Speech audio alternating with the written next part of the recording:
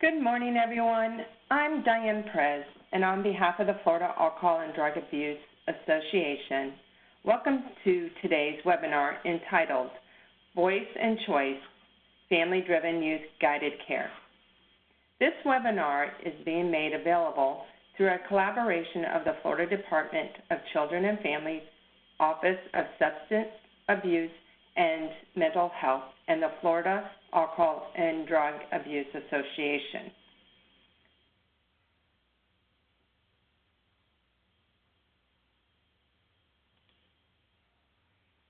Please note that as an attendee, you are in listen-only mode and will only be able to view your name. If you have questions, please send them to the presenter and me, the host, by using the Q&A panel. The button to open the panel is usually located on the upper right side of your monitor. Please use the Q&A panel to send any questions you may have as you think of them. The presenter will address questions as time permits.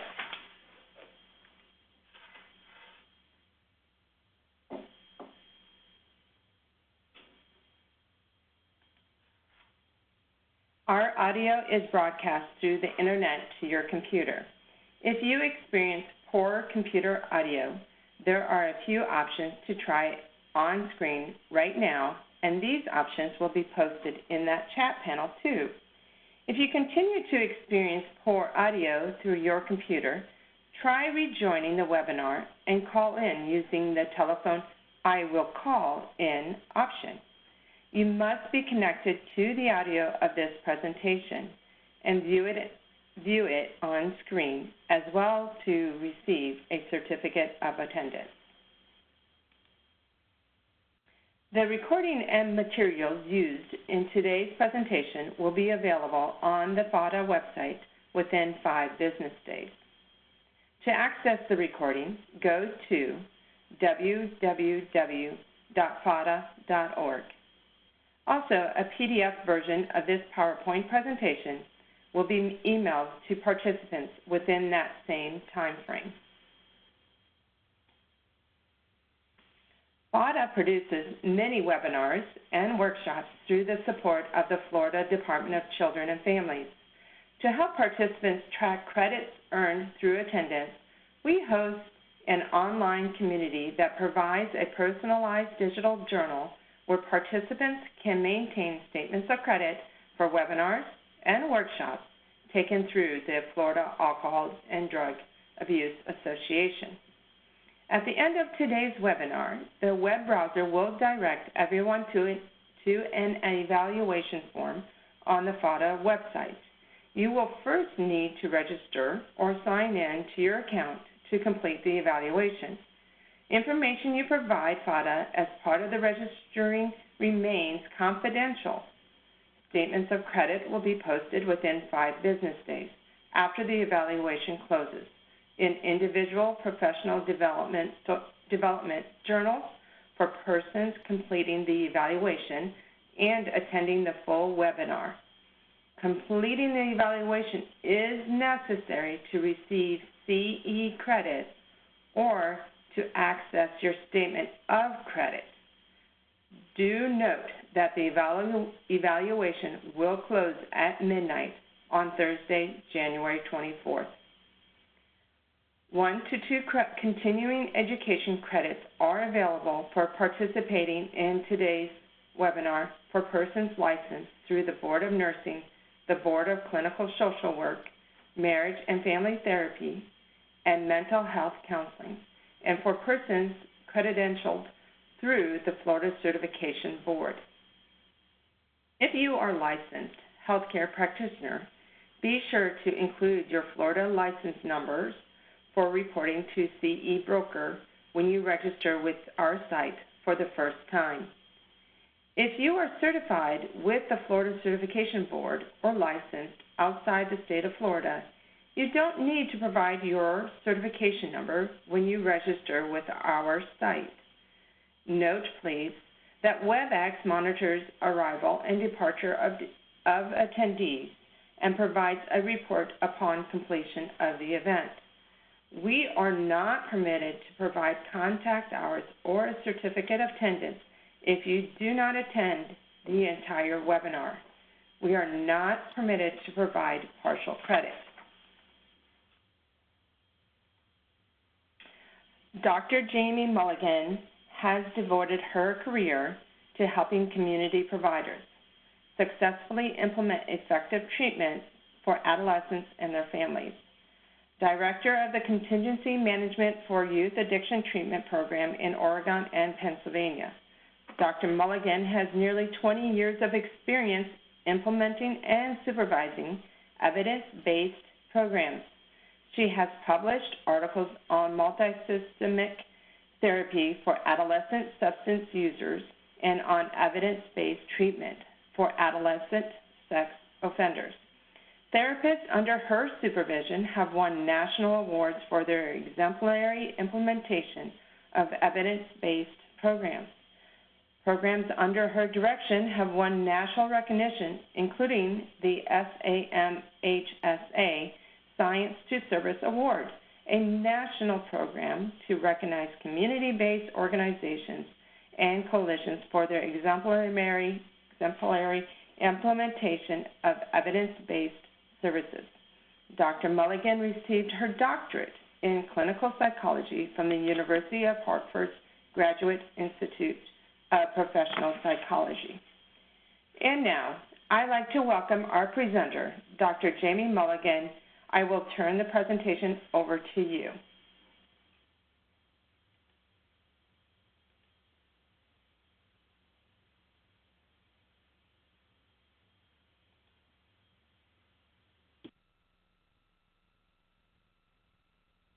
Past webinars I've done. Welcome back. It's always nice to have folks return. Anybody new, I hope you enjoy yourself and hopefully you learn something helpful that you could take back into your practice.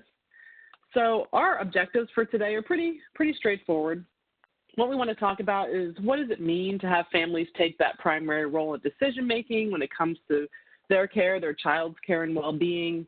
How do we as providers and experts, in a sense, avoid that expert model of interacting with families and instead become more collaborative, helping them with decision making and goal setting? How do we improve our record keeping? How do we do those things that really bring families into the decision making process?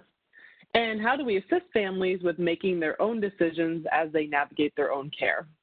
So those are our primary objectives. We're going to start with a little bit of history of this approach. We're going to talk a little bit about some steps you can take, but then the second half is really just going to be exercises that we can do together as well as possible to really demonstrate some of these things that you can do in your practice. But before we start that, let's just give ourselves a little context about where we've been in the field and how we've gotten to where we're at. So I didn't even put this bullet on there, but way back, in the early 1900s, we know that families were not involved in children's treatment at all. That was just unheard of. Family involvement was just not something that was ever considered. Once we hopped up to the 50s and 60s, we really started to see more of a family focus, which is great. Families became more of a target of therapeutic interventions, though, and professionals in the field really started to question, why haven't we involved families in their child's care? And the idea of family therapy became increasingly popular. 60s and 70s, we saw families of children with developmental disabilities really take the lead in advocating for having increased knowledge and participation of what services their child are receiving. Then by the 80s, it became more widespread. As professionals, people really started believing that family members can participate in the role of their child's health and well-being. We want to recognize parents and other supportive figures. There was increased advocacy for family participation. In the 90s, we saw that grow even more, and the idea of systems of care. And then by the mid-2000s, what we really are seeing is early models of wraparound services coming out, this idea of family voice and choice becoming a core principle in services. And then, we know where we are today. But that's kind of the timeline. So even though it feels like it was a long time ago, the 50s and 60s, the reality is it wasn't that long ago if you think about the history of services and care and people and families.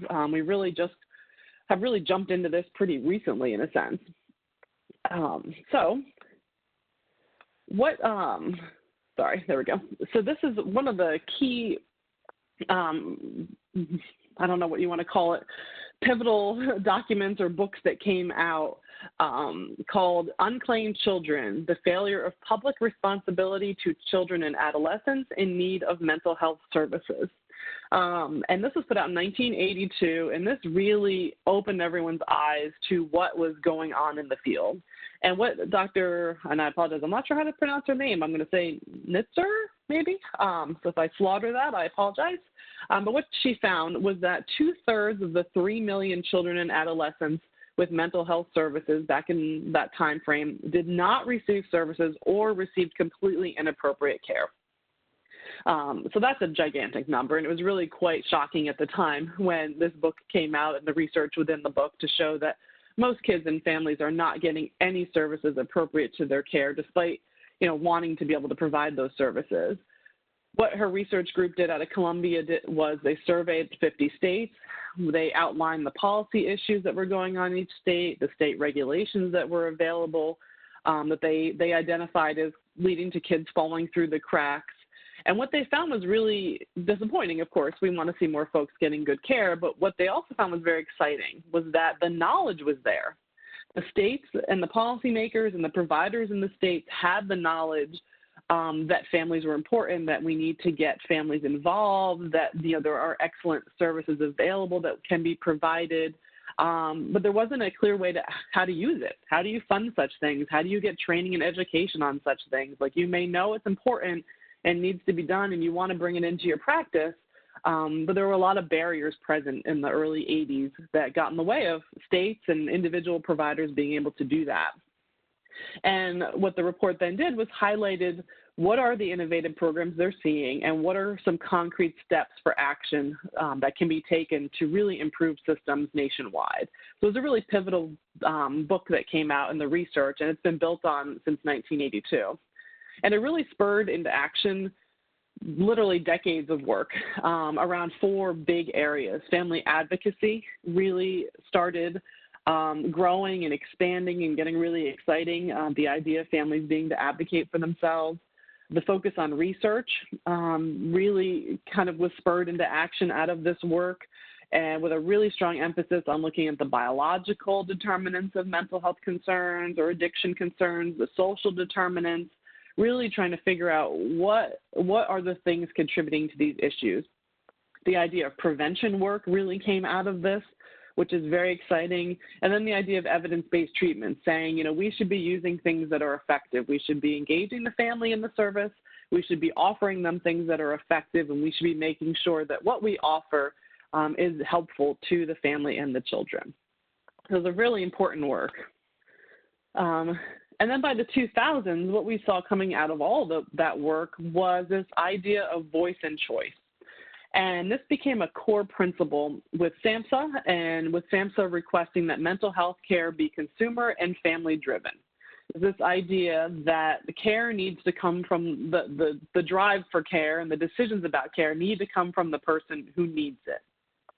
And it became one of the 10 principles of wraparound.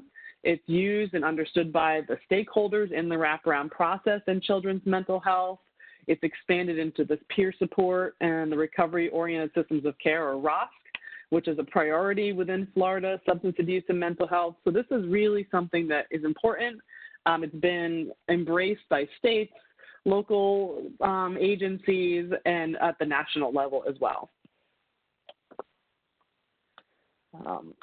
So here's a little comparison table of what are the 3 terms. I know for me, I hear all these terms come out, and I'm like, it all sounds the same to me. It's family this, family that. How do I know the difference? So here's a nice table coming from Davis et al., who's done a lot of research on that. So I figured I'd share it just to help tease out the slight differences between things. So what they did was they picked out 5 domains, and those are along the left. And they said each of these approaches has a view of the family, has an idea about what the family's role is and what the decision-making should be. Each of these has an idea what the outcomes need to be for the family and then also for the system. So what does each approach look like? And when you come across that term, how can you determine what it means?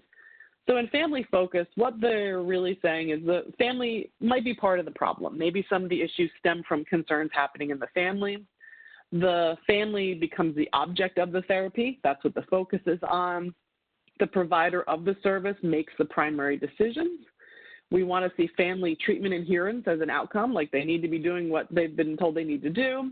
And we want to see the family have improved relationships with the system, with a provider, with the system at large. So that's kind of how they defined family focused across those domains. As we start to move right, it kind of grows a little bit. Family-centered now starts to say, I don't know that I agree that family should be considered part of the problem. Why don't we say family is part of the solution? They can be a key informant on their child and what is working, what's not working. They can have input into decision-making. We want to see families and parents satisfied as an outcome, and we as an organization or a system want to become more transparent. We want to have better coordination. Great, that's a really nice shift there to the, and then to the final column, family-driven is where we're at now. We see the family as vital to improving the health of their child. They are the key person that's going to help their child succeed. We want them to have authority over the health care of their children. They need to be able to make informed choices, and it's on us to help inform them and educate them about what their choices are. For an outcome, we really want to see parent empowerment and increased skills. We know that if families are empowered and have skills, they can sustain the changes long term and maybe won't need to access services anymore. And in the system, families become an important cog in the system. So when we started, we wanted the families to adhere to treatment. We wanted them to think positively about us. As we move through these different approaches, we find that now we want families to actually be a part of the system. We want them to sit on panels. We want them to sit on boards. We want them to provide feedback about services, about what works and what doesn't, about what barriers are to being able to access services. So that's where we see the role of family now, is actually a partner in the system. So that's a lot to kind of process. So some key points just to take out are that in family-centered, the family makes decisions within the personal realm. They provide their expertise about themselves to the professional, and the professional is responsible for decisions. It's kind of that idea. I'm the family member. I'm going to give you some information, but you as the professional make the decisions for me. In family voice and choice, the family is encouraged to lead that decision-making.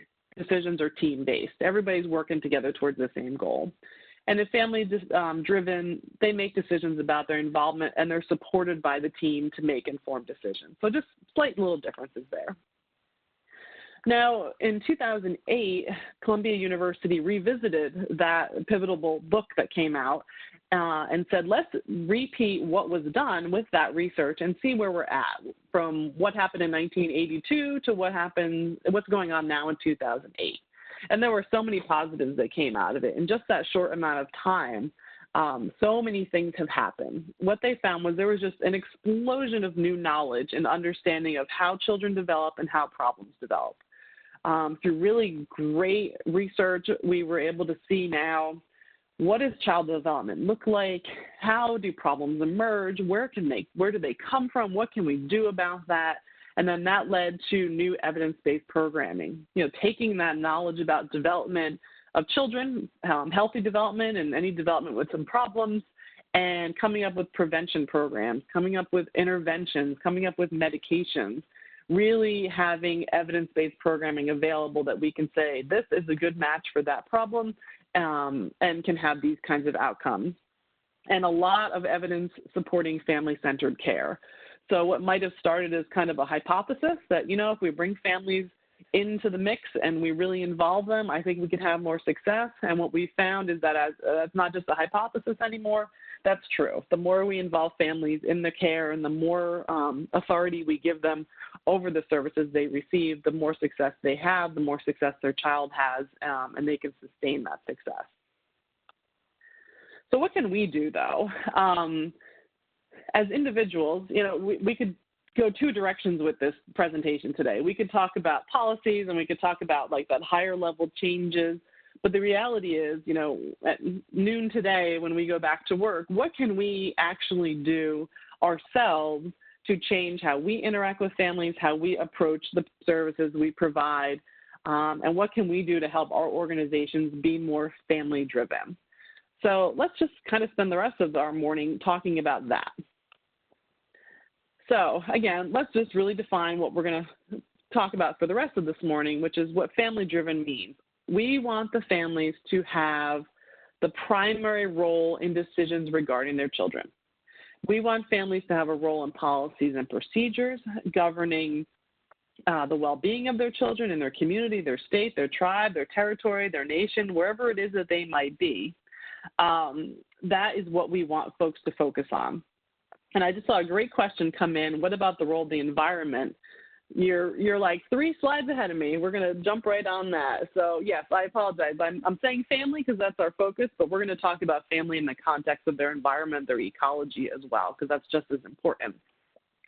So what we want is families to have that role in decision making and how specific to where they live. So what does it look like? Well, I mean, we hear this all the time. We want to identify strengths. What are the things that are going well? What are the things that the family is successful with? Which skills do they already possess that they can bring into the service realm? Because it is far, far easier to build upon and develop skills and strengths that are already present than it is to try to teach and reinforce new skills. It's just way easier and more efficient in a sense to try to build on what folks are successful with already. We also want to look at any challenges that are identified. You know, what are the issues? We don't want to just all be, you know, rosy, sunny glasses on. We want to say, okay, these are the things that are going really well for you guys, but what are the challenges that you're facing that we're here to talk about today? We want to have their own desired outcomes, and that's how I always phrase it. Some people call it treatment goals, objectives, whatever it might be. I've always framed it as desired outcomes. Like, what are your desired outcomes of what we're going to be doing? Whether it's family treatment, whether, you know, I'm helping somebody access resources in the community, what are their desired outcomes and goals? And I always recommend that you write it in their own words. So if they say to you, well, I really want to get a job, then I would write down, I really want to get a job. And it sounds like such a small thing, but when you're revisiting those goals over and over again, those desired outcomes, for the individual you're serving to hear their own words back really makes it more personal. And then the specific steps to reach those goals. We want them clear and understandable. And obviously we're going to dig into this a little bit more. But strengths, what challenges they're facing, what are their desired outcomes for the service in their own words. How can we help them design and implement services for their child? And the idea of having the families help design and implement is the key part of that one, which is we might have great skills ourselves. We may have great knowledge and a wonderful education and know, you know, right off the bat what will help the family succeed. But just telling them that and writing it down or prescribing it in a sense is not helpful. What is helpful is pulling them into that decision making and talking about, okay, well, these are some things we could try together. Let's kind of design our plan. What is our plan going to look like? And then having families monitor and evaluate services. That's a very, very important part of this whole movement is getting that direct feedback from the families and the child about the services I'm receiving, if it's meeting my needs, how accessible is it, how successful do I feel I'm going to be. And then towards the end of today, we're going to look at some tools that you can use in order to do that. And then allowing families to choose their supports, their services, providers, and who are culturally and linguistically responsive. We want families to feel comfortable and to have their own natural supports or people who are familiar with where they're from, their language, their background, their traditions, and things like that. It just makes it that much easier to get folks engaged. It also means, and this is the key one, a full partnership in decision-making at all levels. So let's kind of talk about that because that sounds like a big task. How do we specifically do this? We talk about all levels, and you know, that literally means all the way up to kind of the federal level. But on our level, how can we do it? Well, here's kind of an image I will always literally have hanging on the wall of my office. And it's just a little picture of the child and the family's world. And for each individual client, I would just put their name in the middle and give them a copy. But as you can see, on the very, very outside circle, that's where we are, the provider and the agency.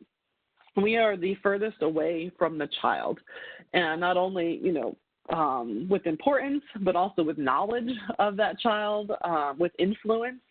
And it's always a nice reminder that when you look at their world, we are really kind of the outsider. In order for us to get through to the family and the child to really have impact, we have to get through all these other layers that are far more important and influential than we are. Their neighborhood obviously is a very important part of their world. It can be a positive place. It can be a negative place, but it plays a powerful role in their safety and in what resources families can access, not only basic needs, but also positives for their child. Are there good pro-social activities? All those things are very powerful. We have to get through that. We have to get through the layer of work and activities. And that's the parents and also the child if they're involved. We have to get through the layer of the school, the peers, of course, and then the family in order to get to the child. So when I would work with families, I'd explain to them, this is your world, and if there's a layer we need to add, let's go ahead and add it. But generally speaking, this is your world. Your child's in the middle. They're the one that we're here to help. You guys, as the next layer up, are the most important in their life. You know them the best. You have the most influence. You're going to be with them for the long haul. Their peers and your peers are the next layer. They are folks you listen to, they trust. You might rely on them for emotional support, for instrumental support.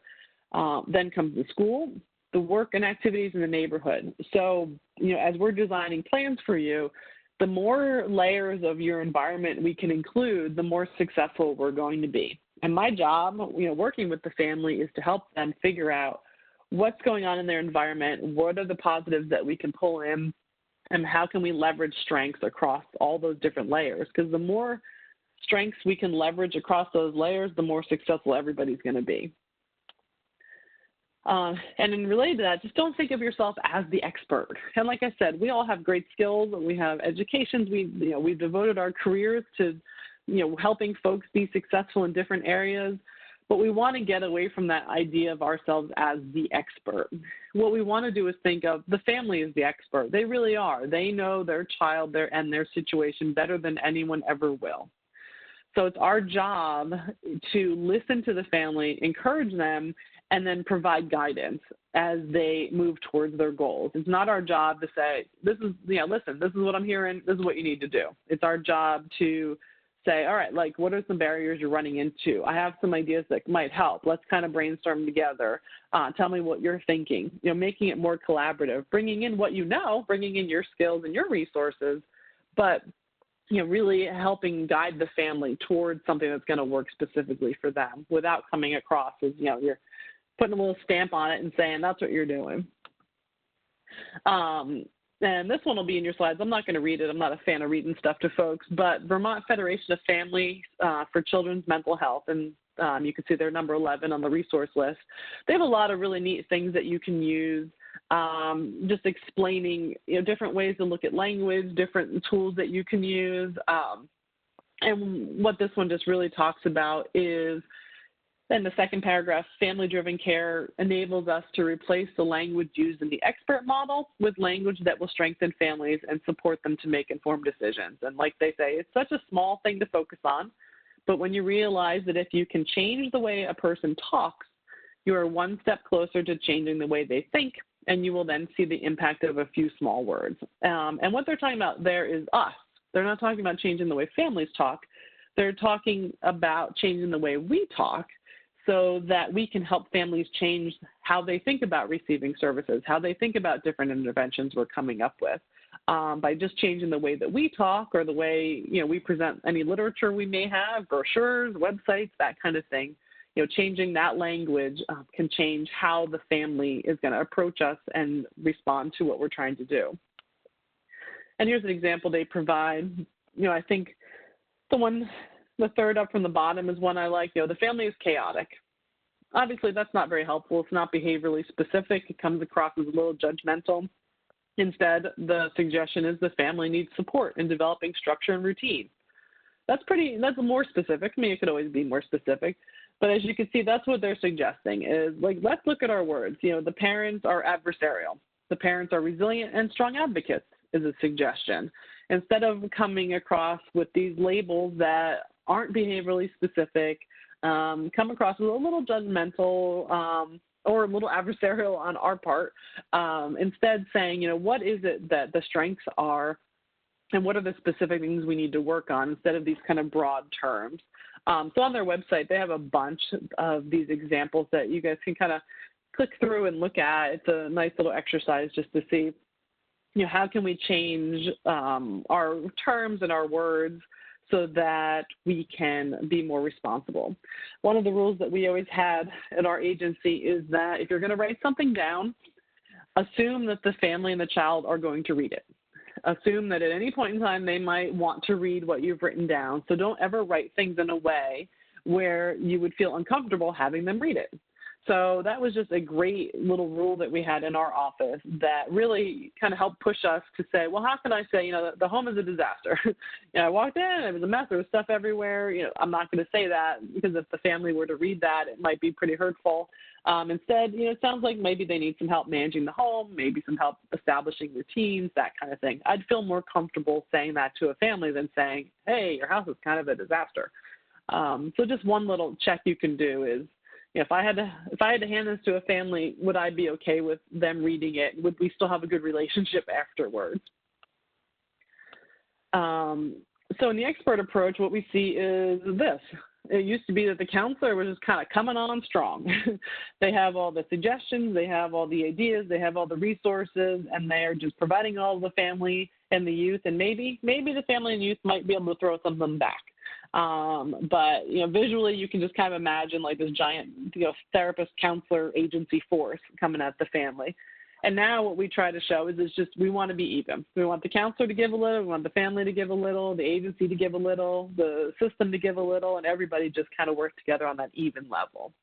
So just a little image to kind of keep in your mind about that's how we want to think about it. So if you feel that you're kind of in this role sometimes where you're just going and going and going and you're the one throwing stuff out over and over and over again and you realize I haven't heard much from the family, you can kind of think, you know what, I want to get back to here. I'm going to give something. I'm going to wait. I need to get something back. And just that little image in your head can sometimes help if you start to feel that, you know, I've been working overtime. I feel like I'm doing all the work here. And that means that maybe the family isn't involved as they need to be. So let's go through some concrete steps here. So we have 4 concrete steps we're going to look at, and the number one is that we always like to start with is the family is who you make it. So what we want to do is have families define their own family composition. How do they define family? What does that mean? They get to choose who the decision makers are in their life, and this can be biological relations, adoptive, foster, sibling, a surrogate acting on their behalf. It can be anything. Whatever their family is who the important people are in the process that we're working with them with. So how do you define family? So, I mean, a genogram is something maybe a lot of you use. What I often hear from people is it's just paperwork that I have to have in the file. It's just something I have to do. But I'm going to kind of argue that it's a very good tool to use. So it is just basically a family tree for anybody who's not familiar with it. It's a very strong engagement tool. It really shows the family that you're going to sit down and you're going to take time to get to know them. And what I would often find, and I've certainly been guilty of it myself, is I know I need to get a genogram. I know I need to get it done. I know enough about the family. I map it out real quick on a piece of paper. I stick it in the file, telling myself I'll revisit it with the family, and then I forget or things get away from me because other issues pop up and I don't. So what we know is that if you actually sit down and say, you know, I really want to get to know your family. I want to get to know the people in your life, where you guys came from, what's your family story, who is important to you. This is an incredibly powerful engagement tool. It really sets the tone right from the beginning that you want to know them. You want to immerse yourself in their world instead of them immersing themselves in your world. This is just a literal way you can do that. So here's one off this program called Geno Pro. I don't know if anyone's familiar with that. It's free. It's online. It's a software thing you can use. After you map stuff out on a piece of paper, you can plug it in, and it'll give you a little printout.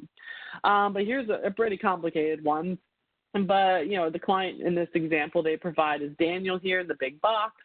And what they did was they mapped out with the family, who are you, Daniel? Who are your siblings? What's their deal? What are some things going on with them? What are some positives with them? What are some barriers or struggles they're running into? Who are your grandparents? And what are your relationships with folks? You can see, these jagged lines mean there might be a bit of a conflict. These straight lines might mean that it's a strong relationship. Who lives with who? Have there been any mental health issues, any substance use issues? And it really just lets you map out who the family is, where they come from in a picture. And families, I found, really kind of enjoy doing it. They like talking about where they've been and who they've lived with and who they know and who they've come from and their family story. It's just a great tool. The other one I'm going to recommend, though, is a sociogram. So this is a tool much like a genogram, but it's for mapping those social links in someone's life. So genogram is really like that traditional family idea. I'm a child, I have a parent, they have a parent, I have siblings, possibly cousins, you kind of map that out. A sociogram is just your personal life. Who do you spend the most time with? Who would you call if you needed a ride somewhere? Who would you call if you needed money? Who would you call if you were upset and needed someone to listen? And you put all these people on a map that we call a sociogram, and you draw connections. And this is much more loose than a genogram is.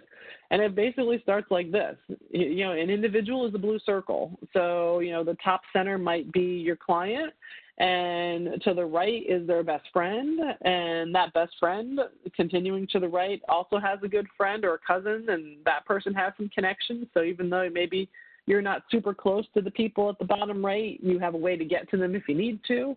And you just kind of literally just draw circles and lines to connect and ask, who, if you ever needed a ride from someone, who would that be? I'd call, Steve. Who's Steve? He's my neighbor's brother. Okay, cool. I'm going to draw a circle and put Steve's name in it.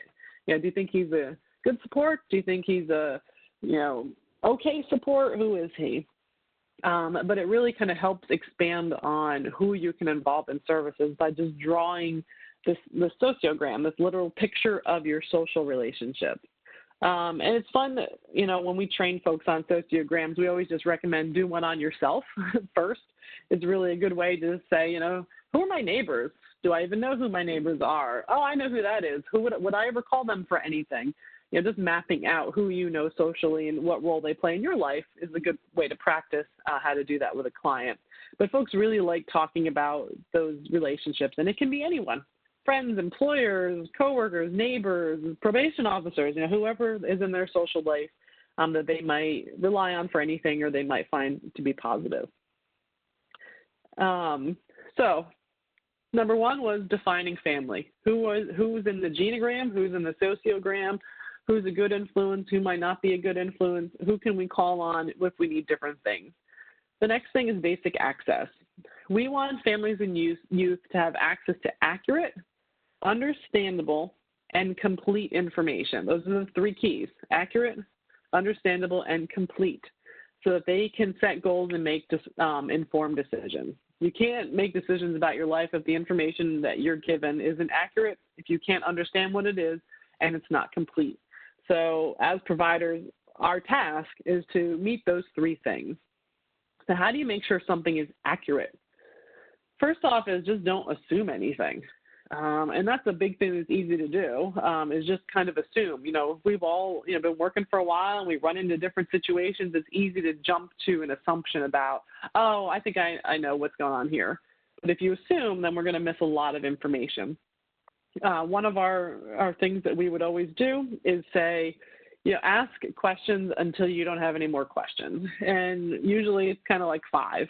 5 questions is usually the key. So if a family says, I'm having problems with my employer. Oh, okay, problems with employer. Don't assume you know what a problem with an employer looks like. Ask another question. Okay, so what are the problems looking like? And just keep asking questions until you really, if you were in that person's shoes, you would know what it feels like to have a problem with that particular employer. So don't assume anything. Ask the family directly whenever possible. The information is always best direct from the source. Document in their own words as much as possible. That's really key. And it can be really helpful if you do run into problems down the road where they're like, well, I just don't agree with what we're doing. And you can pull it out and say, listen, when we talked, this is exactly what you told me. So what has changed from this? And sometimes if they hear their own words back, they remember, oh, that's right. That's how we got to here. Repeat it back to ensure it's correct. Seems like a small thing, but it's super important. So if you're establishing goals or you're setting up some homework that they need to do between meetings, or you're coming up with a plan, not just writing it down and being like, all right, great, we have a plan, actually literally repeating it back to make sure we captured everything. Note who you learn the information from in case you ever need to go back to clarify. So sometimes it's easy to just start typing away, making our notes, and forget to put that little information in. So per mom's report, I learned that, blah, blah, blah, blah. Per the physician's report, as noted in the file received from probation. Seems like a little extra work, but it'll save you a lot of time and effort down the road when you're trying to reconstruct this, or you're trying to get the family engaged or involved with something. You can say, listen, this, you told me this, I got this from the report, are we missing anything? Is this actually accurate? Because if it's not, I know who to go back to about it. And finally, if you have to contact another agency or service, ask yourself, is this something the family can do on their own? Is there something they can do with my assistance? Is this something we can practice that they can do or that they should be present for?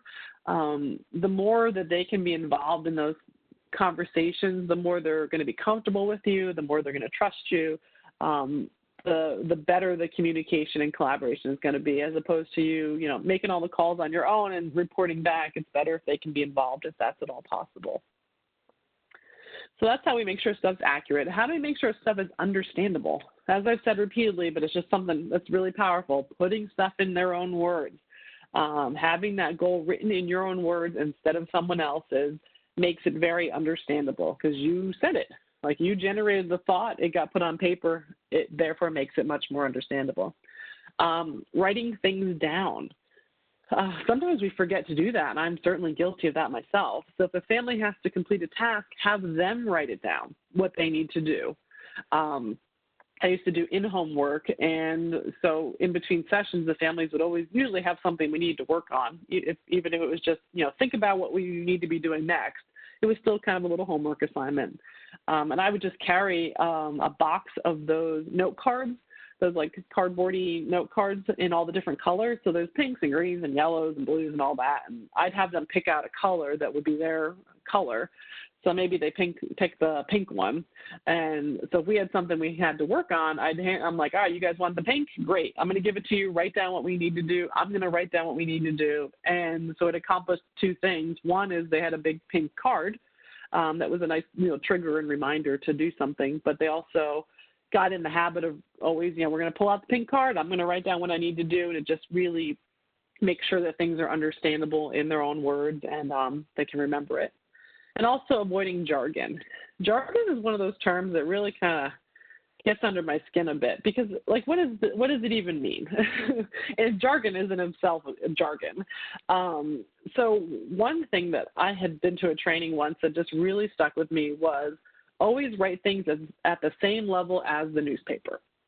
The writing in the newspaper is written so that folks throughout the community can hopefully, really understand and comprehend what's being written. So write things at the same level as the newspaper.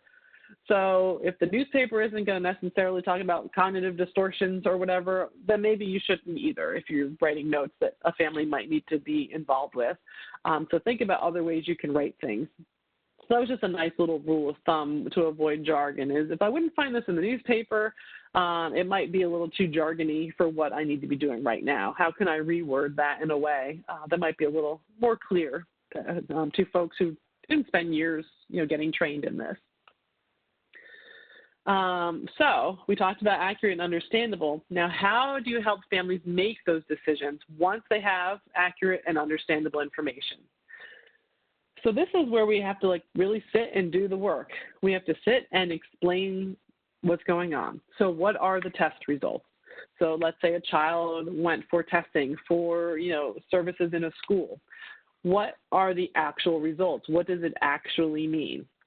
And explaining it in a way that folks understand it. Because I'll tell you what, those reports can be complicated. There's a lot of numbers and percentages and percentiles and all this stuff. What does it actually mean? Explain the paperwork. So actually explaining, what are these documents that you need to sign? What is this paperwork from the school? What is a treatment plan? That seems like one that seems self-explanatory, but if this is the first time receiving services, folks may not really understand what that means. Why would they? It's new. So actually explaining, a treatment plan is something that we're going to use to establish our goals and track our success and see that we're getting to where we need to go, and this is what it's going to look like actually communicating what that is. Actually explaining consent. What are you actually signing, and what does it mean when you sign it? Explaining procedures. How does a referral work? I mean, we'll often, and I'm sure a lot of folks in the call are like, this is great if I had 300 hours a week to work. So I totally get that. But what we want to do is, if we know it's something that's going to be really pivotal to their treatment, that's really something they have to engage with and be interested and excited about in order to make it happen, then that's the thing we really need to take the time on. So, if we know that making a referral to maybe a psychiatrist, which makes a lot of folks anxious at times, but, the idea of medications or whatever, instead of saying, I'm going to refer you to this psychiatrist, actually explain, what is that going to look like? I'm going to fill out this information. I'm going to fax it over. You're going to receive a call, or you're going to need to call, explaining just what needs to happen. And then actually reading the information together and then answering questions. Now, the key here is that you also need to know what all this stuff is. So that's where having a team can be pretty helpful. But sitting with the family and really just explaining that stuff is going to go a long way in helping get towards goals. And then just giving the family time to actually review the information. Sometimes we feel pretty rushed.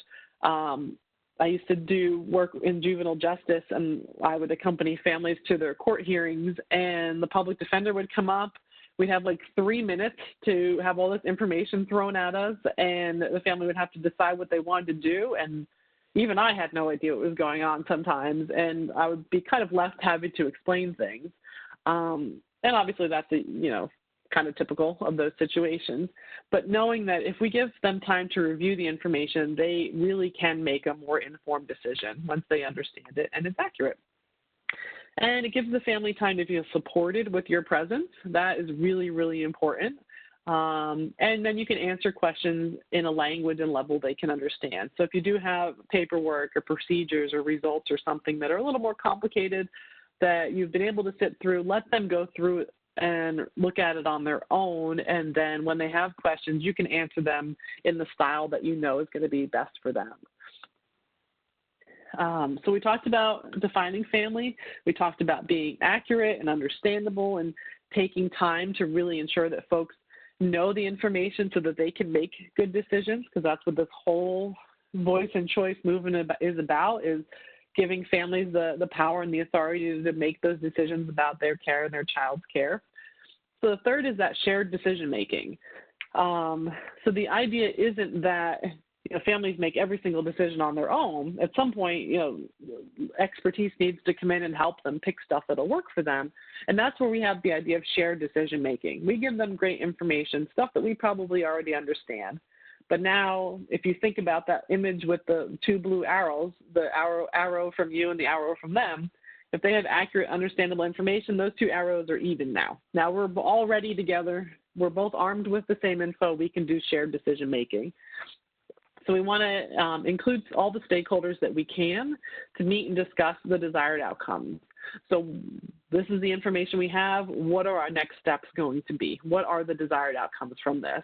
If there's a disagreement, which is, of course, inevitable at times, not everyone's going to agree on the same outcome. If we have everyone coming together, we can discuss those differences. If the information we have is accurate and understandable and we've spent time looking at it, we can understand where people's differing views are coming from, and we can just really negotiate more effectively. Instead of a family feeling like, I'm on one side of the table and all the other providers are on the other side, they have all this information about me and I don't, the family can feel confident that I have the same information they do, and we can just kind of figure out where our disagreement is coming from. Maybe we missed something, maybe we weren't clear, but if we do it together, we're going to have more success. And then finally is the idea of higher level changes. And these are those really high level things that we can't necessarily address, in our day-to-day, but these are the larger system changes that really need to come about for long-term success. So, and if in the resources, you'll see where you guys can access really excellent documents about how these higher level changes occur, what steps you can take in your organizations to do these. But what we're looking at is families invited to lend a voice to policies and procedures. So families, family-run organizations, state levels, local level, listening sessions, things like that, where families are actually invited to talk about policies, to talk about procedures. Having agencies take initiative to change from provider-driven to family-driven. And what that's looking at is like staffing, training, support and resources, funding that can sustain those family-driven services. Time and resources set aside, so that people can actually do the things that need to be done to support families. Celebrating diversity and eliminating disparities. That's something we work on every single day, but is very important to family voice and choice is where is the family coming from? What's their history? What are their beliefs? What are they comfortable with? And how can we make sure everybody receives care that meets their needs specifically? And then remaining responsive to the changing needs of the community. So what we want to look at is, in our specific community, are there barriers to effective services? Are there problems? In the first couple slides, we talked about recovery-oriented systems of care. That ROSC model is very big on looking at the community and moving towards that recovery approach. So you guys, I'm sure, can find a lot of resources there. So those are kind of our higher level changes. And like I said, in the resources, you'll see that there's some really great documents. If you really want to jump in and look at your agency or your local level, you can do that. And then here's another resource you can use, applying the principles of family-driven care at the community level. And a couple things that I thought were interesting is the first bullet is doing regular cultural and linguistic evaluations and developing reports that outline their strengths. So where is your organization at culturally in your community? Do people with different languages have the ability to access resources in the language that they're most comfortable with? Customs and values, are our materials and resources relevant to those that are served? Do the images on our walls and in our brochures and our staffing match what is in our community? And then having a family-driven approach to hiring, recruiting, training, making sure that the folks we bring on board support that idea that, families need to be in the driver's seat, and are they comfortable with that? So are we there yet? University of South Florida put out a fantastic report, and I would totally recommend you guys check it out. But it's offered as a guide, as they said, to assist in Florida's continuing process of transforming the systems of care and support for families that have children with emotional and behavioral challenges into effective systems that are family-driven. As I said, we had two directions we could take today. We could go towards these kind of higher-level system changes talk, or we could talk about things we as individuals could do. I opted for talking about things we as individuals can do, but I want you guys to have access to all of that other information as well. So I would say, if you are looking at system changes, if you are looking at what's been going on with the field at that higher level, the stuff from the last slide and then this link here for this slide is really going to give you great oversight on all of that. So I think we're going to break in a second, but what we're going to do in the next half is about how to set the tone. So this is where we're going to really talk about the concrete things we can do to engage and align folks, so we can really do that accurate, understandable information. So, yep, I think we're going to go ahead and take a quick break there. I think it's a 5-minute break. If you guys have questions or anything you want to throw in the Q&A you want me to absolutely cover after the break, please do, and I'd be happy to do that. Otherwise, I think I'll turn it back over and we'll all reconvene shortly. Thank you, Dr. Mulligan. And yes, let's go ahead and take a 5-minute break at this time.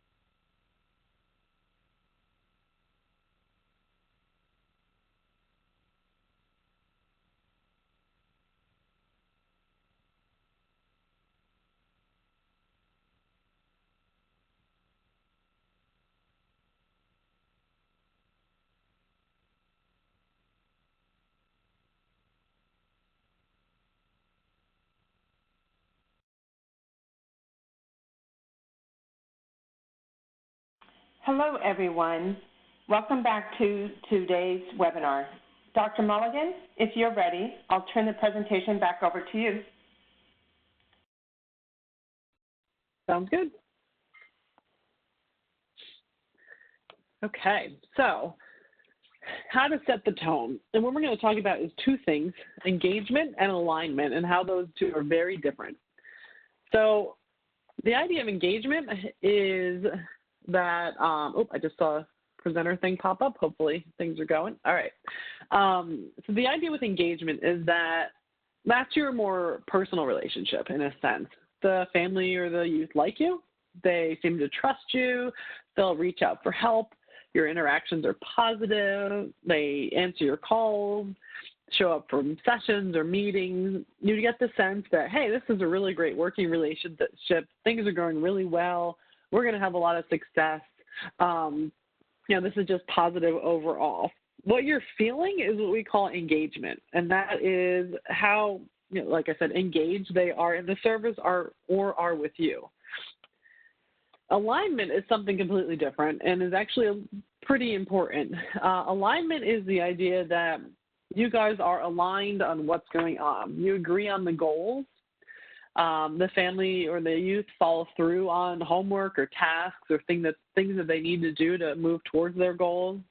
You have evidence that recommended changes are being made. So if you guys come up with an idea or an intervention and you put it in place, you have evidence that the changes you agreed to are actually happening, and the family actually believes that the treatment or the service they're receiving is going to help them. Alignment is very different from engagement.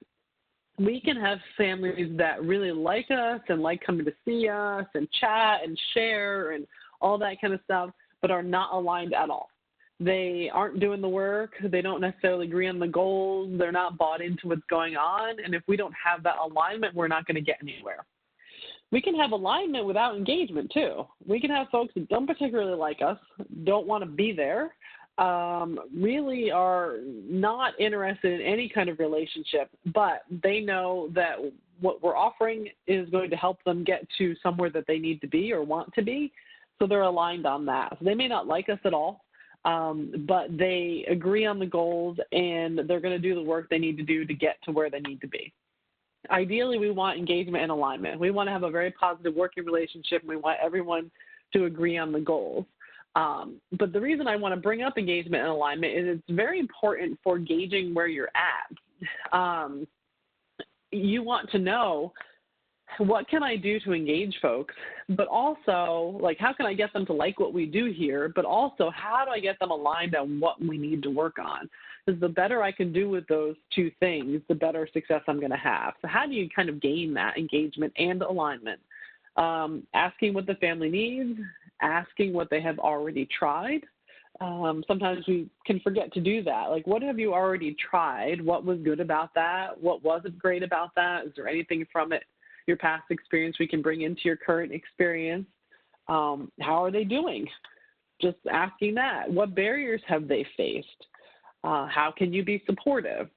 Respecting their unique situation. So acknowledging, hey, this may be tough for you. I understand that coming to our office might not be the most comfortable thing, or, talking about these things and giving me all this information might make you feel a little uncomfortable, or, it's not what you really want to be doing on a Wednesday morning. And acknowledging how that is. Being very clear on how treatment services can help.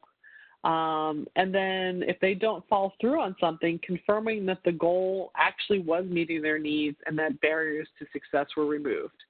So these are pretty broad things, obviously. We could do a whole training on engagement and alignment. But what I wanted to do was kind of toss out that idea to folks that we really need to think about our relationships with the people that we work with from those two domains. Do I have evidence that they're engaged with me? Is coming to the office or wherever they need to go, is it feeling like a safe place? Is it a place where they feel comfortable? Do I see evidence that they're okay working with me, or are they sitting there with their arms crossed and refusing to look at me? What can I do to improve that engagement so that they feel comfortable with this? But then also, what can I do to improve the alignment? And that goes back to what we just talked about before the break, making things understandable and accurate and having that shared decision making. So just something important to think about is you might even rate it. We used to, on our treatment plans, rate our engagement and alignment on a 5-point scale, literally. We would have our baseline at 3. So when we started services, everybody was at a 3. We just assumed we're at baseline. And then each week when we'd have staff meetings, we'd report in on where we thought our engagement and alignment was with each family we were working with. Did we feel it went up that week? Did we get closer to a 5, which would be like, hey, we're rock stars, everybody's on the same page, or did we slip and get to a 2? And what can we do to get to move up on that?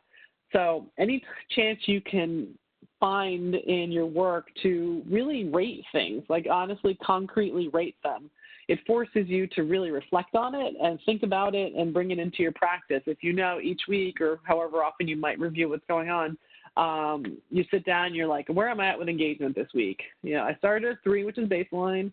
They showed up for all the appointments this week. They returned all my calls.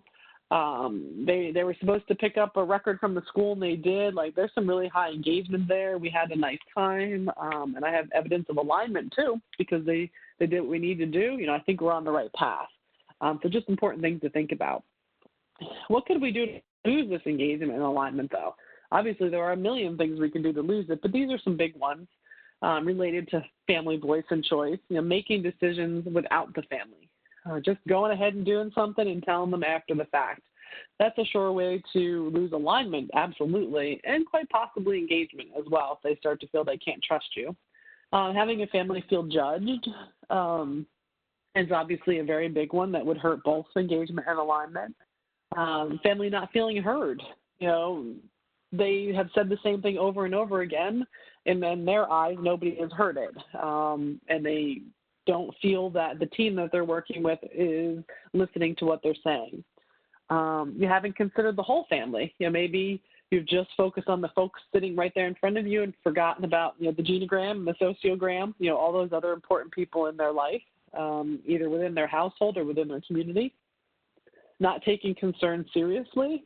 And it's important for us to remember that in our day-to-day, maybe we see the same things over and over again, and we realize lots of folks struggle with substance use or lots of folks struggle with conflict in the home, and it just, this is something folks, but for that individual family sitting in front of you, this is one of the more important things going on right now. We have to take it seriously and remember that they're there, and what is happening is incredibly serious in their life, and we need to take it seriously and convey that we understand. You show up late and or change appointments. We talk about our families or whomever showing up late or changing all the time, but are we ever doing that? Do we show up late for things? That just sends the message that, you're not the priority. Now, of course, sometimes that happens. We know that, we get stuck in traffic or a meeting ran long and we couldn't get out of there, or we had to change an appointment because we were sick, or who knows what. But the thing is just taking that stuff seriously and explaining why it happened and, being clear instead of just showing up late, calling ahead of time or whatever. Just those little niceties that help. Not remembering the family's story. Part of, the idea of this approach is that we really join with the family where they're at, and remembering their story and who they are and where they're from helps our relationship. But if we kind of forget, it makes it more difficult. And that's one of the nice byproducts of doing the genogram and sociogram with them. It kind of drills it into your head who everybody is and can kind of help you with that down the road. Making assumptions, of course, and being condescending. And I know that's one that nobody's doing, but sometimes, it can be easy to slip where maybe you're hearing the same thing over and over again and you're like, yep, I've heard that before, and maybe you feel yourself getting frustrated. Maybe you're losing engagement with the family, or you're not really aligned with them anymore, kind of gut checking where we're at with that. So what do you do if you're stuck? We're talking about complex systems here. We're talking about families embedded in multiple layers and maybe have multiple problems, and we're trying to balance paperwork requirements and community requirements and, networking and trying to get everybody situated to where they need to be. And what if we just feel stuck? it's easy to just kind of fall into, I don't know what to do, I'm stuck, and just being frustrated. Instead, I want to kind of present you guys a little tool that you might be able to use if you feel that you're stuck, and maybe you work on a treatment team or have a supervisor, or you supervise folks yourself, and you can help get unstuck. And this is something we call a concept map. And what it is a problem-solving tool you can use all alone in supervision, and it helps you brainstorm why you're having problems with engagement, alignment, or any other problems that the family might be having as well. And you can even use it as a tool to engage the families in the problem-solving process, and I'll talk about that. So what it is, this is it. And this is just one, made out of Word to be able to put it on the slide, but I just hand draw them on a piece of paper. But what it is, it's a little map about a problem. And it makes us focus on the problem and figuring out what's going on. So as you can see, it says the big square in the middle says the well-defined problem goes in the middle. You literally say, what is the problem I'm having? Family does not return my phone calls. Or the youth can't get a job. Or, we're trying to help the family organize the house and we're running into issues. What is the thing that you're stuck on? You write that in the middle. And then what we do from there is we want to at least start with what are 4 things that are contributing to that problem. And in the parentheses, it says or positive, and I'll get to that in a second. What we do is we literally write the problem in the middle. We draw a line, literally, draw another little circle or square and say, well, what's contributing to this problem? So the family, the youth is unable to get a job, and that's similar to the example I'm going to use in a second. What are the problems about that? What are 4 reasons why we haven't been able to get them a job? And you'd go through and you'd write those 4 reasons attached to that middle problem. And then from there, you want to take it one more layer. And this is where you can really individualize what you're doing with the family. You want to say, well, what is the reason that is a problem? Let me really dig into it. So I have a main problem. I have 4 hypotheses about why that's happening, but those also have their own reasons. So let me find 2 more. And you want to just kind of build this little branch out to help you figure out what the problem is. So let me show you an example. Somebody uses the job, thinks it's something we can all kind of relate to. So you're working with a client, let's say it's a teenager, they didn't get a job. They come in, they meet with you, I didn't get the job. Okay, well, help me understand why. What got in the way of you being able to be successful with that? And if we go clockwise, well, I was late to the interview. Okay. I didn't prep like I was supposed to. I saw someone there I don't like, and interview clothes were dirty. Okay, great. We could just stop there, right? We could stop there and say, okay, well, you need to be on time to the interview. So do you have a watch? We could start throwing interventions out. You didn't prep? Okay, well, you need to prep. So do you want to prep now, or should we set up a time you need to prep? You saw someone there you don't like? Well, in life, you're always going to run into people you don't like. That's that. You got to deal with it. Let's talk about conflict skills. And my interview clothes were dirty. Well, you need to wash them, right? We could stop there, and we would not be aligned with that client at all because we really didn't meet them where they're at. So that's the point of taking it to the next level. So you didn't get the job, and you were late to the interview. Okay, talk to me about that. Why were you late to the interview? Well, my mom got called into work, and no one else could give me a ride. Okay, well, now I'm starting to understand why you were late. So it sounded like you wanted to get there on time, but there were some real logistical issues with being able to do it. And since you were late, that tells me that you got there, like you managed to overcome it, but you couldn't get there fast enough. So we can come up with a plan based on that, some contingencies. The next one, I didn't prep like I was supposed to. Okay, so what happened? Well, I realized I wasn't sure how to, and I had to watch my brother. My mom got called into work, and I had to watch my brother. And he's a handful, and I couldn't do it. Okay, so now we kind of understand what got in the way of being able to prep for it. Saw someone there I don't like. Well, why? Well, I used to smoke with them, and I don't want to work. I don't want a job if that person works there. Okay, well, those are some real concerns. We don't want to slide back into any old problems. Those are some real issues that we need to problem solve. That can involve looking for a different job or doing different things. And the last one, my interview clothes were dirty. Okay, well, that seems like it should be easy to fix, but what happened? And this is a client I actually had, and it turned out he got grounded, and when he's grounded, he's not allowed to use the washing machine. That's something we can work on. That's going to be a real barrier for all kinds of things, and didn't plan ahead enough because he was going to do everything at the last minute. So here you have a goal that everybody's aligned with. The youth wants to get a job. You have pretty good engagement with them, let's say, but it didn't happen. So by actually sitting down, and I recommend you do this with the client, like literally put a piece of paper on the table or on your lap or wherever you are and draw a circle and say, you didn't get the job, I'm going to write it in the middle. Let's kind of brainstorm what happened. Like actually doing that together and taking it on those two levels helps you really get a sense of what's going on so that you guys can come up with a really clear plan going forward on how to overcome anything. And literally anything can go in the middle. On the last slide, I said, or positives. You can put positives in there too, which is really exciting. So I did get the job. Great. You know what? Let's just sit down and map out how, because we had mapped out what got in the way of you getting one, but now you did get one. So let's celebrate that success. Let's talk about all the things that went well. And that brings you right back to that strength-based approach. So this is a little tool. So what I thought was, this is one of my most favorite tools for brainstorming. You can do it as a team. You can do it on your own. You can do it with a family. You can do it with anybody. And it just kind of forces you to think beyond like the easy answer and get at more of what is actually happening in the family. So I'm thinking, let's do a little practice. I know it's hard on a webinar. We have well over 100 people here today, and we don't have our audio. So what I'm hoping we can do is do one of these maps together, in a sense, and talk about what are some issues you could run into when completing something like this or brainstorming like that. So if you guys are game for it, if you have any issues that you see clients have that you would want to put in the middle of one of these, go ahead and toss it in the chat window or the Q&A or whichever one is accessible to you guys. I think the Q&A maybe.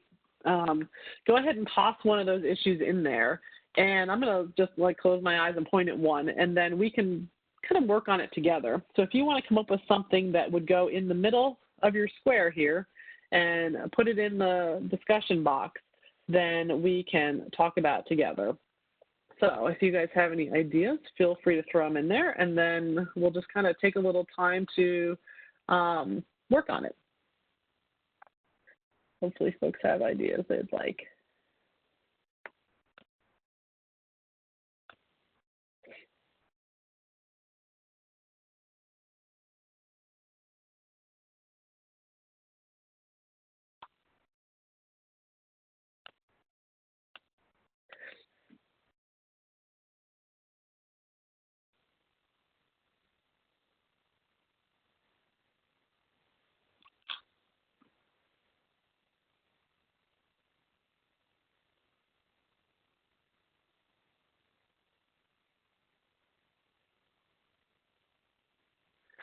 So how about we do one related to, one I often hear from folks is a problem is, oh, here's a good one. I didn't meet the college application deadline. Yep.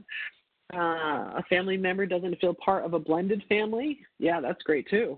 We get some really good ones coming in here. So yeah, one thing we often hear that's kind of, couple connection issues. We're sorting those out. Thanks, folks. How about we do something along the lines of somebody not showing up on time for meetings? It's kind of a simple one, but it's always a good place to start because maybe we run into that and we all know that we're pretty pressed for time and it can be tough to get stuff done if somebody's not showing up.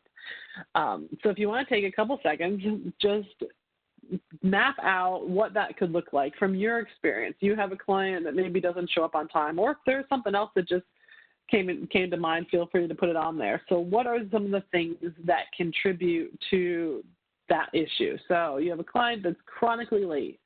It's easy to get frustrated with that. You know, we set an appointment time. I have lots of folks I have to see in a day, lots of stuff we want to get done, and you've shown up late, and it's just getting a little frustrating all around. Some reasons that could be. It could be a transportation issue. It could be that the individual struggles with keeping a schedule because they have so much on their plate. They don't know how to make it all work. Like, it's complicated managing all the different requirements that you have. Sometimes, you might have your own job and your child goes to school. They have a probation officer. They have to go to, an anger management class, and they have a psychiatrist, and they still have to go to the dentist, and all these different things. Like, just managing all of the different appointments and just logistics of that can be overwhelming. So looking at what are the specific issues that somebody could run into. And I found that doing one of these with a family on, why they struggle to show up on time or why they struggle to make time for meetings and things like that helps them be honest about what their struggles are, and then you can actually address the root cause of the problem instead of just saying, well, I'm going to give you a reminder card about why you need to show up on time. Instead, you can really get at the root cause, which is they might just be overwhelmed with all the stuff they have to manage and need a way to do it. Need to be trained or taught or given tools for how to manage things. So great. So the last things I want to talk through here are surveys that you can use. So we've talked about kind of that higher level involvement of families by giving feedback about policies and procedures and things like that. They can also give feedback at a very local level, and that would be to us as the actual provider. So why do we need a survey? What we found in the research is we can't rely on ourselves to judge our effectiveness. We just can't do it. Multiple studies have been done on therapist, counselor, provider self-report on how well a session went, on how well they used an intervention. And what we found is we just struggle to judge ourselves effectively. So the best way to really know how we're doing is to use a survey. And we can't deliberately improve alliance with a client. We need to have some data to help us. So if we're seeing engagement concerns, if we're seeing alignment concerns, anything like that, we can't just say, well, I need to fix this. It helps to have a little bit of data so that you can figure out exactly what you want to work on.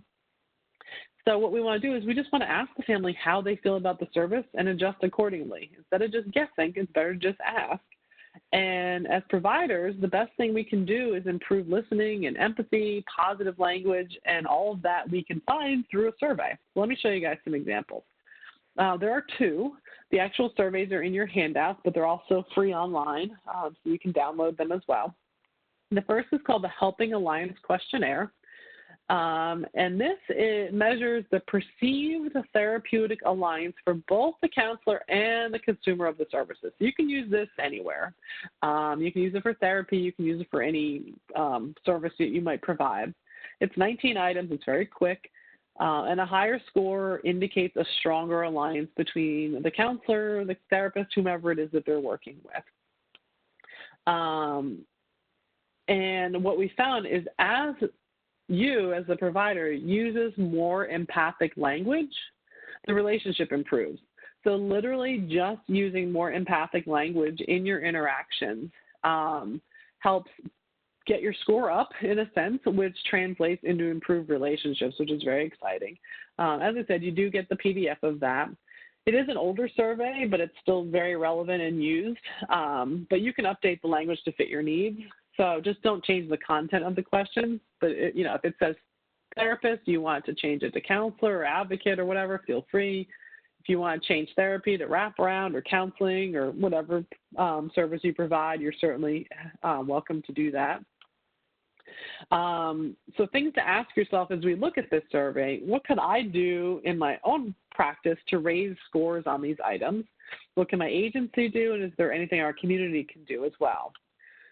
So here's a kind of a blown up shot from their website to show you. The PDF is much more clear, but the instructions say there are ways that a person may feel or behave in relation to another person, their therapist, or whatever it might be. Consider carefully your relationship with your therapist and then mark each statement according to how strongly you agree or disagree. So like I said, there's 19 items here, just the first few to give you a sense, but I feel I can depend upon the therapist. That's a good question. That really shows engagement and alignment, and they would indicate if they agreed or not. I feel the therapist understands me, wants me to achieve my goals. At times, I distrust the therapist's judgment. That's an interesting question. I'd want to know the answer to that. I feel I'm working together with the therapist in a joint effort. That's a good one. I believe we have similar ideas about the nature of my problem. That's a good one. It shows that you guys are aligned on what's going on. I generally respect the therapist's views about me. That's also a good one. And there are 12 more that you guys can see on the handout. But that just gives you a sense of what the questions are. So it's asking about relationship. It's also asking about agreement on goals. It's asking about your views of each other. And then there's a therapist version as well that you would complete. So what you would do is you'd have the person you're working with complete this, and then you would complete it as well, and you would compare the answers. And the answers line up exactly. So you can see if they put strongly disagree to number one and you put strongly agree, then you clearly have a disconnect. They don't think they can depend on you and you think you're highly dependable. So there's a disconnect there. We need to figure out what it might be. It's a very powerful tool to help you. We would do them once a month, this one or the other one.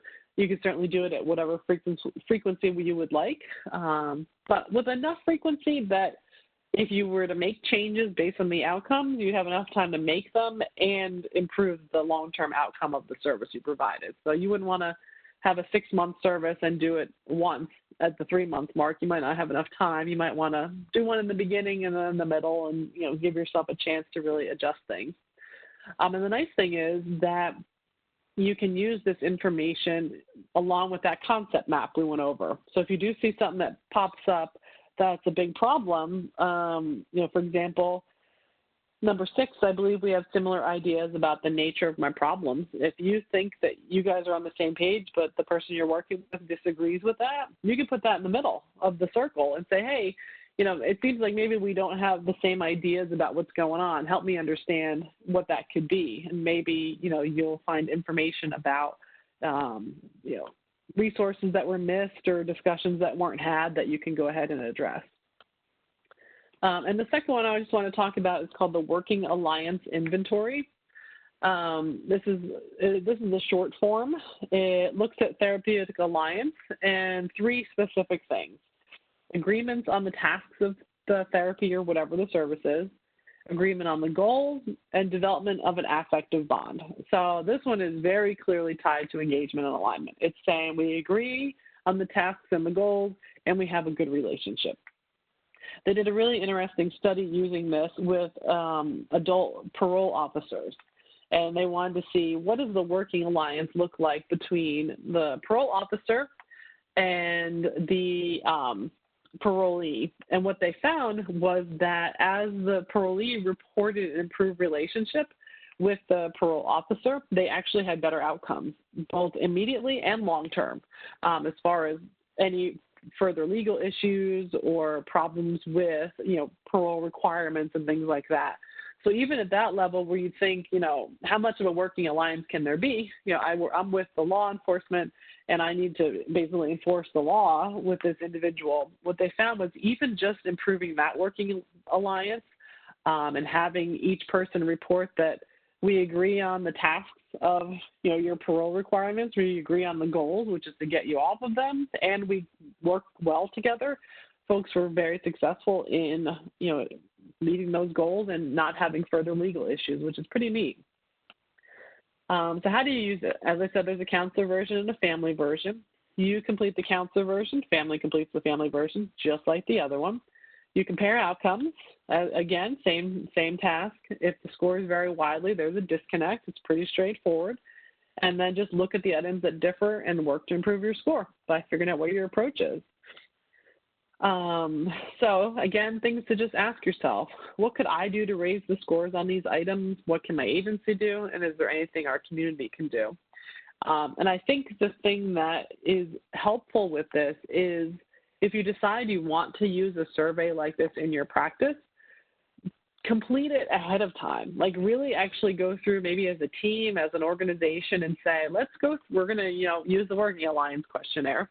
Let's go through each of these questions and see where do we think we're at as an organization, as a team, as a provider, are there things that we do that help people be successful so that we can have good scores, so that we can have good outcomes?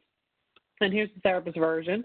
This one, the person's name would be in there. So Susie and I agree about the steps to be taken to improve his or her situation. Hopefully that's true. Hopefully that you very often or always agree about the steps to be taken. And as an organization, you can ask yourself, okay, we want to have high scores on this. We want to have a good working alliance with individuals. How do we, with our documentation, with our intake process, with our procedures, whatever they might be, how do we get folks to kind of agree on the steps to be taken? Is there something we review together and sign off on? Is it in their own language? You can just kind of look at what you're doing and where you're at to see, how do you think we're going to do on this one? Number 2, my client and I both feel confident about the usefulness of our current activity in therapy. That's an interesting one. Whatever we're doing some thought logs, we're doing some role plays, we're doing some prep work for a job, skill building. Do we both feel that it's useful? And it's interesting to hear. Sometimes, as a therapist, we've seen some interesting outcomes where the therapist is like, I don't think this is useful, but this is a program we're doing, or this is a resource that's available. I don't have time to find something new. This is what I've got, but I don't really find it useful. It can really help you assess what you have available. I believe this person likes me. I have doubts about what we're trying to accomplish in therapy. So just a bunch of different questions. We agree on what is important for so-and-so to work on. Let's see. The last one believes the way we're working with their problem is correct.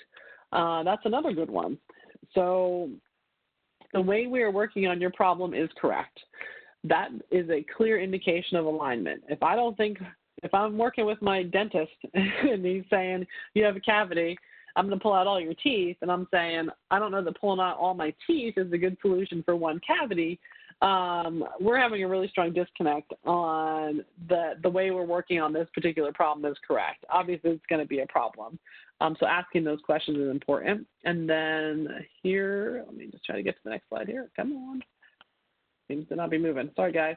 There we go. And here's the family version. Exact same questions, but from their perspective, I agree about the things I need to do in therapy to help improve my situation. It doesn't have to be therapy, like I said. It can be anything. You can put whatever wording in there that you want. It's helping give me a new way of looking at my problem. I believe the person I work with likes me, or I believe they don't understand what I'm trying to accomplish.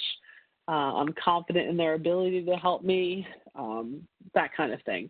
So just different kinds of questions that you could ask, and it really is incredibly helpful. I know I've said it a couple of times, but having this kind of data can help you in many, many ways, improve your relationship, improve how services are just provided in general through your organization is doing these different surveys. Any questions about those? I know sometimes surveys can be a little bit like, it just feels like more paperwork, but any questions or thoughts anybody has that they just want to have answered now about how to use tools like this in your practice? And if not, you can always contact me after the presentation. I'm happy to, provide additional support on how to use these different kinds of things. So it looks like we're going to wrap up a little early today. So we'll slowly go through the take-home points.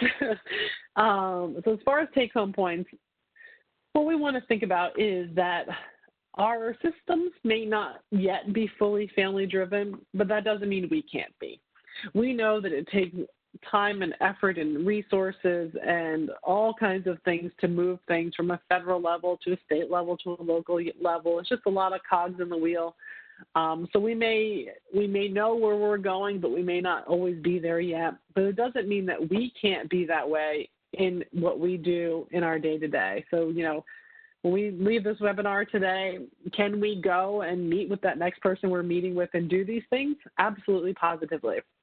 We can make the decision to be family-driven, even if it can be frustrating at times because, it takes forever to get a family food resources, or housing is a nightmare. How can I work on that goal when the wait list is months long?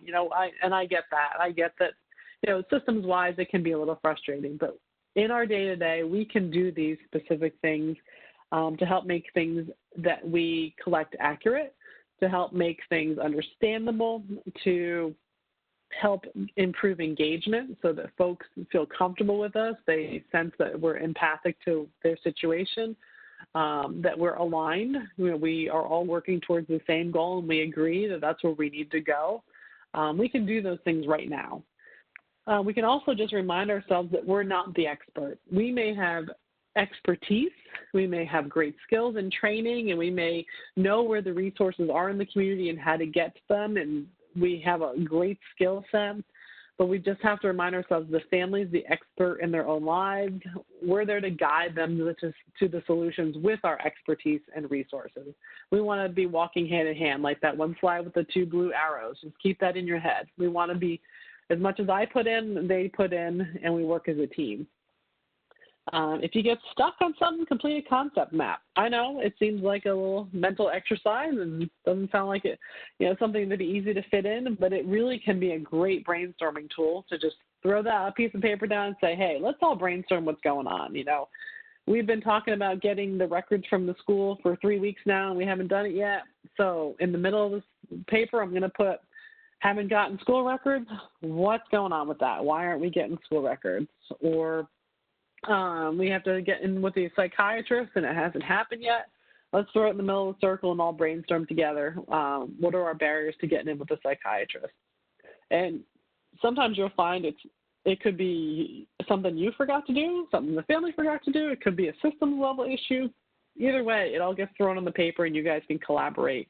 Another thing you can do with that is whatever the family's goals are, put that in the middle. Well, my goal is to have a better relationship with my child. My goal is to get them off probation. My goal is to have no substance use. Let's put it in the middle. Let's talk about what's gotten in the way of you being able to get there in the past so we don't repeat things that didn't work before.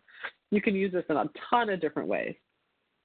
Another point is if there is an engagement in the line disconnect, that could get in the way.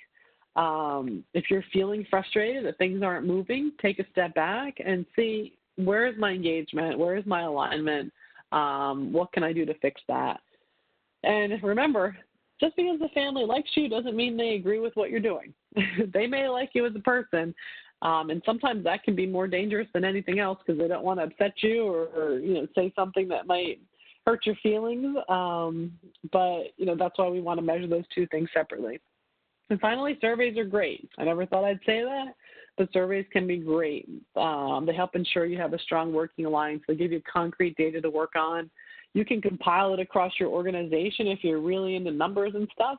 If you have a bunch of folks and everybody has, their families or whoever they work with complete them, you can look across an organization and it might help you highlight, like, wow, all of us score low on this one thing. I wonder if there's something we can do organization level to help everybody be more successful. Maybe we can do something with our documentation. Maybe we can do something with our waiting room. Maybe we can do something with our meeting rooms, something to make this a more welcoming place for folks to come and get services.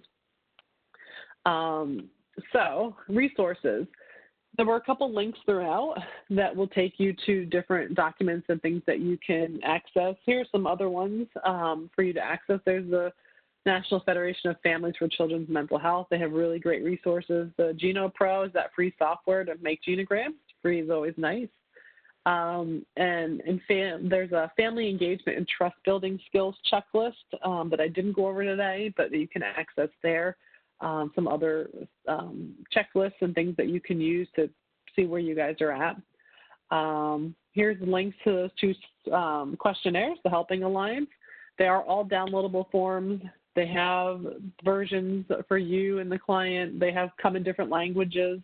There's how to score it, and it's completely free. You can just download them and use them, which is really nice. And then here are the references cited throughout, with links to where you can find everything. So yeah, I think we're going to end a little bit early today, so hopefully folks are okay with that. If there's any questions or comments, feel free to throw them in here and I'd be happy to answer. But otherwise, it was great spending the morning with you, and I hope everybody has a great afternoon.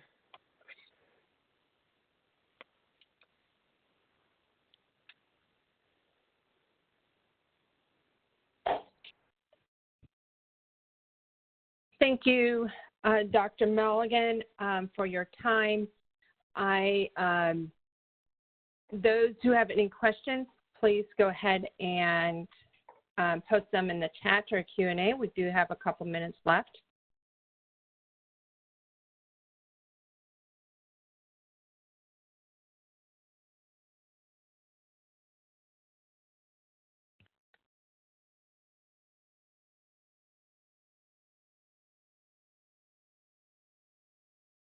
I think I just saw a great question come through real quick. I can answer if you want. Yes. Someone said, I think many times people coming to therapy expect the therapist to provide the fix. How do we communicate not being the expert fixer without devaluing our role in the process? Yeah, that's a great question. Because I'll tell you what, when I go to the doctor and I have aches and pains, like I just want them to fix it. What's wrong with me? Why is it happening? And make it go away. So I think, but I often look at it that way. So if I were, I have aches and pains and all kinds of stuff going on, I go to my medical doctor, I want them to figure out why. Me, I'm moderately hypochondriac, I have the worst. I want to hear that it's not. But if I were to go to the doctor and say, I have aches and pains, and they're like, okay, great, here's a prescription, goodbye. And they just kicked me out after that, I would not go back to that doctor, first of all. I would feel that I wasn't valued. I would feel that they had no interest in what I wanted to say.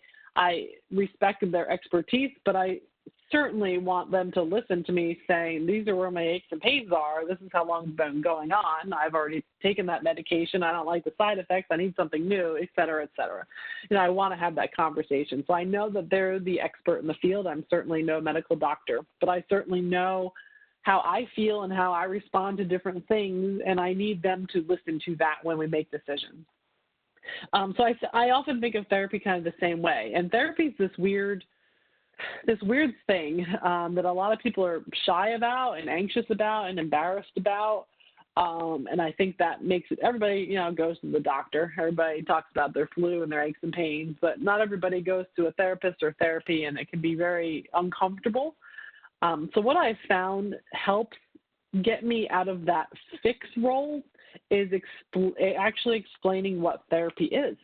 Like, what is it going to be and what is it going to look like?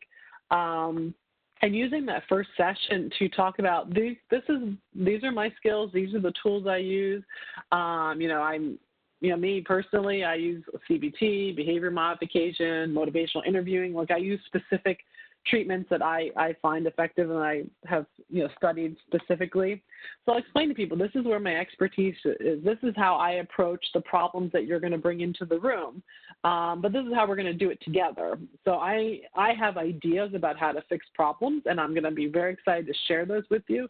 But it's more important for you to come in here and tell me what's going on and help, and then we'll choose those fixes together. So I think, I don't know that that necessarily helps or not, but that's what I found helps me is if I say, this is what therapy is, this is what it's going to mean for us to work together. If I know anything about the person, maybe I can make an analogy to something in their life. Maybe they follow football, and I can make a connection to football that, the coach is, I don't follow football. I should not have gone down this road. But the coach is going to, guide the team, come up with the practice, call the plays, but they want to hear from the players what's going on in the field because they're the ones literally in the dirt and, that kind of thing. So you can make an analogy to something that might resonate with that individual. But that's kind of how I approach it is, these are the things I know. This is how I approach issues folks have. This is what it's going to look like when we meet. This is what your role is going to be. And if you set that expectation in the beginning, it makes it a little bit easier. Somebody just had a great comment. It's important to be somewhat of a salesperson in laying out your process as a professional and stressing the team environment of working with the client, not being a dictator or expecting to hand out all the answers. Absolutely. I think that's a great point. And just laying out, what is it going to look like? When you walk in that door, this is what it's going to look like. I'm not going to be doing most of the talking. We're going to do equal amounts of talking. I'm going to have stuff I work on between sessions. You're going to have stuff you work on between sessions, and just really clarifying that expectation. Oh, great. Awesome questions and comments, everyone. Thank you. And I apologize for the football analogy. I should not have gone down that dark road. I am awful with that. I should have picked something else like, I don't know, baking. So, okay, cool. I don't see any more coming through, but if you need any other clarification or information, feel free to contact me. I think my contact info is on the slides. I'm happy to answer questions. But otherwise, I'll turn it back over and wish everyone a great day. Thank you. Thank you again, Dr. Mulligan, for your expertise and your time. Please note a couple of items of business before we conclude. When I conclude today's webinar, your browser will take you to an evaluation on FADA's new website. If you want to receive CE credits for a statement of credit for this event, please complete the evaluation. You will be prompted to register or sign in to complete the evaluation. You can register as a visitor at no cost. For CEs to be reported to CE broker for Florida licensed healthcare practitioners, you must provide an accurate Florida Department of Health license prefix and number the first time you register. After you register or sign in, you will be directed onward to the evaluation. You may consider using the same email address when you register for webinars through our WebEx link and when you set up your profile in FADA's system. This helps connect your attendance and your profile. You will get a second opportunity to complete the evaluation through a follow-up email later today in about 30 minutes. The sender will be messenger@WebEx. Evaluation will close at midnight on Thursday, January 24th. We do not email statements of credit. Instead, after we verify attendance and completion of the evaluation, a statement of credit will be generated as a journal entry within your profile. Thank you for participating in today's webinar. We'd also like to recognize and thank especially the Florida Department of Children and Families Office of Substance Abuse and Mental Health for funding today's education. Have a great rest of your day, and please hold for the evaluation.